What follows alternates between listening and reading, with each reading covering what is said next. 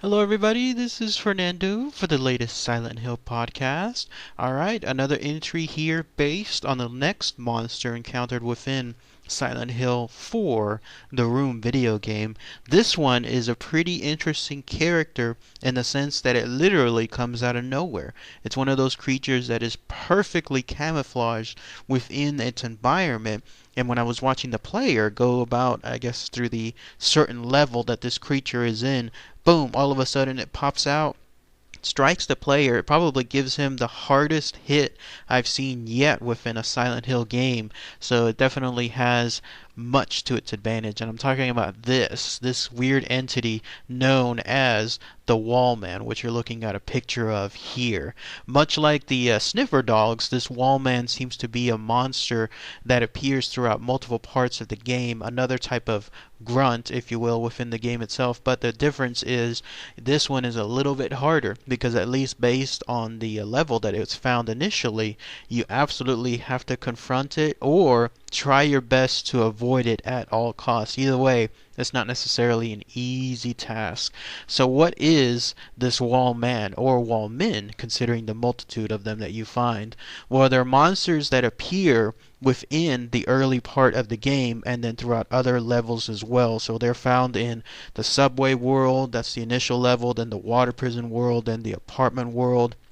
Basically, they are men that have the sickly look to them. Again, something involving some kind of decaying, rotting flesh of some sort, and they perfectly camouflage themselves to the walls, hence their name as the Wall Men.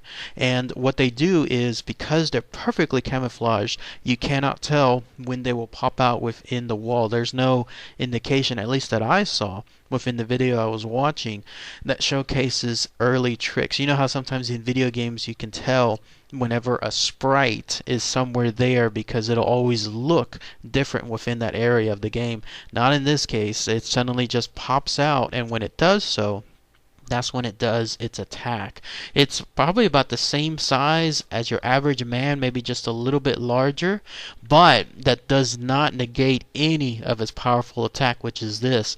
Basically, it'll swing really hard with regards to its arm, either the left arm or the right arm, right to the main character, and when that happens, it knocks them flat on their ass. I mean, it was funny to see it the first time because the guy that I was watching play this game, he wasn't anticipating it. It was found within a game where you're taking a set of escalators, a subway escalators, up towards the top. They never seem to end, so he's just running and running and running, and then all of a sudden this thing just pops out, and when it does so, it slams a right hook right across the main character, enough to actually cause it to flip, in this case right in midair, and then land on its stomach. Very funny stuff. The first time that I saw it, I actually went back to try to see it because I wanted to make sure that I thought I saw what I saw. But yes, I haven't seen any attack like this with regards to the other monsters. Not even Pyramid Head, who has that giant knife, seems to inflict this much damage. So the key thing about this creature is that that's pretty much it. That's all it does. It just waits and pounces, and it has that simple attack involving its right hook or its left hook. As such, it seems like the makers of this game have purposely put it in situations where you're going to have to come across it within tight, confined places, because they've made some pretty good AI with it. It won't just all of a sudden come out early and then give its indication ahead of time. No, it'll wait until you're actually very close by, and then that's when it'll strike within that proximity. So both circumstances that I give very good nods to the game developers to make sure that this is a formidable creature of some sort. But if you time it right, because afterward, of course, once it makes its appearance, now you know where it's at. All you have to do essentially is just avoid it.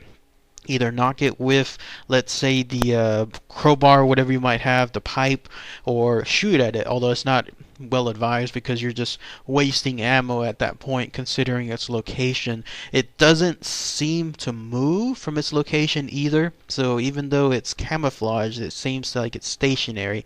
Each one has its own specific spot that it sticks to. I could be wrong, but this guy that he was flying by through the escalators, I didn't get a chance to see if they pop up or move within a different location. So all you have to do is that once one of them makes its presence known, just either try to go around it, or if you can't, then strike it with any blunt object that you have, stuns it, and then you can come across it. You can go around it, and then that's it. You don't have to do anything else. There's no major achievement, nothing else in terms of actually killing it other than really just wasting time, or if you're using a gun, wasting ammo as well. So, and that's what it seemed like the main player was doing after I saw this, because once he realized what was there, he just started passing it. This escalator, by the way, seemed to go on for a long time. It reminded me of that Super Mario 64 escalator, or set of stairs, the never-ending stairs, and so I was wondering if it was an homage to this as well.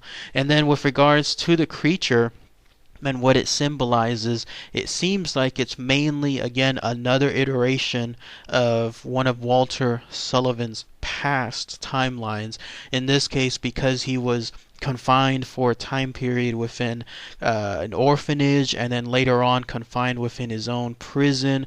It seems like because everyone was constantly watching him within those areas, even from a young child all the way to a young adult, then these symbolize people always watching him through the walls. You know how that expression is, if I had my if I was a fly in the wall, or if I had my ear to the wall.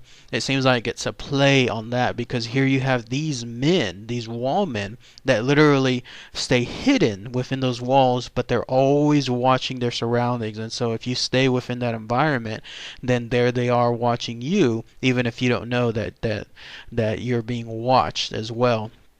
So that seems to be an iteration of that. Another theory is the idea that it literally represents the people that prevented him, I guess, within certain circumstances.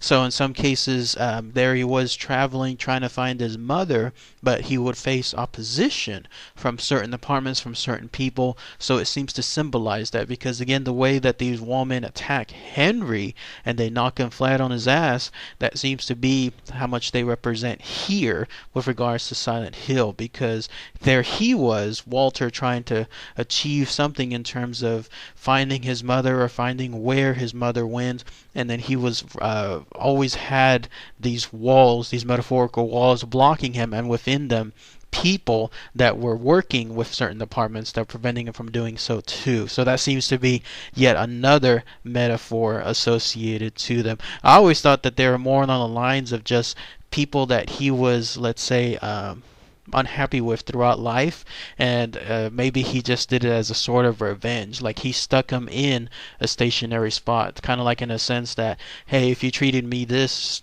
way during my past life, now that I have control of this other world, then he stuck these people as revenge into one spot, always and forever being there, unable to move, almost like a form of torture, if you will. And so because of it, it seems like they're striking out at anybody that comes close by to their area. At least that's just my opinion with it. And then you're looking at some concept art associated with the wall men. Clearly, it's another one of those things where it's pretty easy to see, how much it stuck through to the very end when it came to the final model. So not much deviation associated with it. I think it was also an idea that eventually gets passed on to one of the main bosses within the end of this game, and I'll talk about him later on too, but otherwise that's the concept art associated with it. But yes, that's it. That's all the information tied to this next creature found within the Silent Hill 4 room, the game. So, alright everybody, thanks again as always. Take care.